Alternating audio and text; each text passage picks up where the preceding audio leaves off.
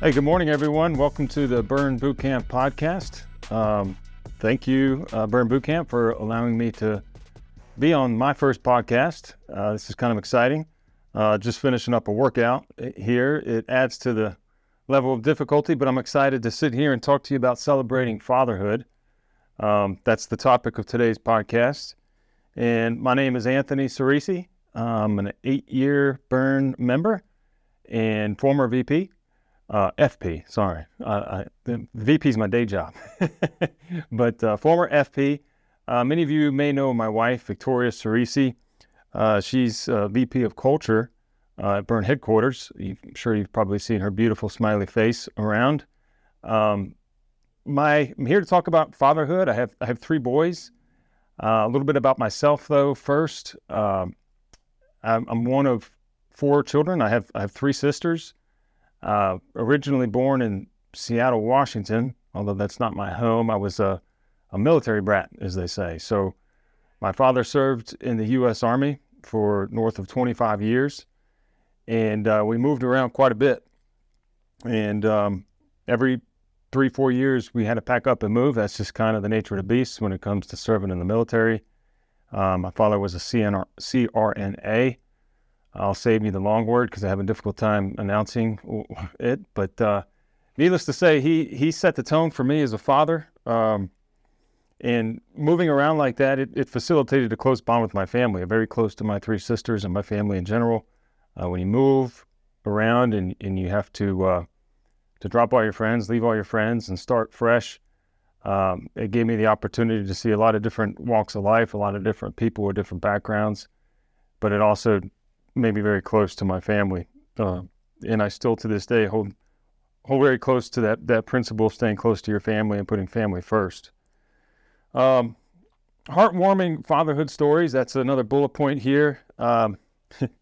My dad's Italian, so heartwarming can be a relative term. He showed his love in perhaps ways different than the normal father. But what he did do that I guess would be heartwarming to me would be he always found time for his children. And that's probably what meant the most to me was the time spent. If I had to give you one story, I can remember one of our stints was in El Paso, Texas. Fort Bliss, I think, is the Army base, and there was a AAA baseball team there, and he would oftentimes take me and just good old father-son baseball game. And I'm going to show my age a little bit here, but they periodically would have 10-cent hot dog night. And so yeah, imagine that. What's not heartwarming about a 10-cent hot dog? But it wasn't about the hot dog. It was just me, my dad, and time spent just the 2 of us. So that's probably the heartwarming story that I have.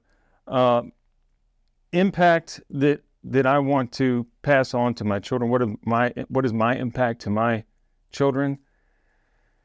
Ultimately, that's a question that could really only be honestly answered by them. I can speak for the impact my father had on my childhood and my life, and I hope that I can pass that on. The first word that comes to mind is hero. I was blessed to have a father figure in my life that really, for as long as I can remember, and even now, he's a hero. I look up to him in every sense of the way that I possibly could. I had heroes. Another hero of mine that wasn't. It was more of a superficial hero was Michael Jordan. I grew up a big Michael Jordan fan, but I didn't see his. I really couldn't study and watch his life like I could my father. And I'm not much of a podcast guy, although I may become one now. I haven't listened to many podcasts, so without being able to observe something and learn, it's difficult to do something well. And as a father, that's what he was present, and he would allow me to observe. He wasn't perfect. He'd make mistakes, just like I do all the time. But getting those reps in and seeing the good, the bad, and how you handle those situations was something that hopefully I can pass on to my children.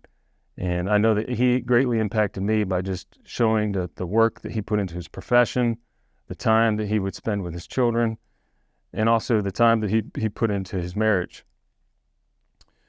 The role of fathers in shaping children's lives. So presence, being present. It's hard to, one thing that I've noticed with children, especially mine, but I'm sure parents can attest to this universally. They're very observant, sometimes more even than you think. And so they can't observe something that's not present. So I take pride in making sure that priority-wise that we, both Victoria and I, but myself mainly, is present for my children. Something that Victoria and I have really locked in on over the last few years is making sure that our marriage is strong, and when they observe how we handle certain situations, whether it be work challenges, relationship challenges, marital challenges, that they see how we react and respond to that. We want them to look at our marriage in a place of admiration rather than like, oh, geez, man, it must stink to be in that situation.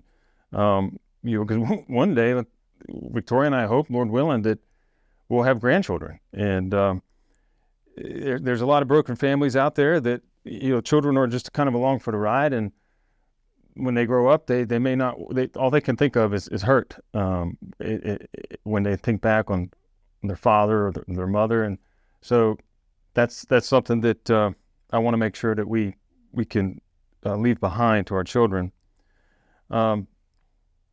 Something that's always amazed me, and I'm sure other fathers can relate, is whether good or bad, how much they watch their father. Especially as a father of 3 boys, I think naturally I know I would always watch my father growing up, whether it was how he brushed his teeth, how he put on a shirt, how he ran, how he talked to my mother, how he worked out, all the things. I would just watch and study and try to be like him. That was just the way it was for me. Advice for new fathers, for starters, I would encourage new fathers to stay true to who you are. I think it can be overwhelming sometimes as a new father. You want to just go all in and drop everything and make them the priority. And to a certain extent, that's a good thing. But you also stay true to who you are. Keep your hobbies. Date your spouse. Because it goes back to that observation thing. Your children are going to watch you, and they're going to want to see you live a life. And it also will encourage that the world doesn't revolve around them. Your parents have a life, and sustainability too, and longevity. As your children grow older, and as you rear them to one day leave the nest, you're going to have your spouse there to look in the face. And I would encourage you to live your life. Do things with some balance. And let's see here. Discuss the importance of being present and actively involved in children's life. So consistency, the word that comes to mind is consistency. Active and being involved, it really should be something that gives you joy. It's not always going to be convenient. That baseball game could come smack in the middle of a project at work or a deadline coming up. And you may not have perfect attendance. Don't be discouraged if you miss something. But key word there is you should feel disappointed, right? Because you want to be there. So it's more about the heart. Do you have a desire to be there for your children? And I think as long as you have that desire, then you're probably in a pretty good spot. Legacy. Legacy's that's the word of the day, right? Everybody wants to talk about the legacy they want to leave behind. And I kind of have some key words come to mind more so than some spiel. It's words of character. I want men of strong character. I got 3 boys again, so men of strong character. I want to show them what it looks like to work hard. Discipline. Discipline. You guys have probably heard the whole thing. I'll hard pass on a shot of motivation. give me a double shot of discipline. Doing the things that you don't want to do, but you know you need to do. Letting my boys see that in action, I think, is strong. And then grit. Grit to me is something that I want to be able to have them look back on and see where I failed, but I didn't give up.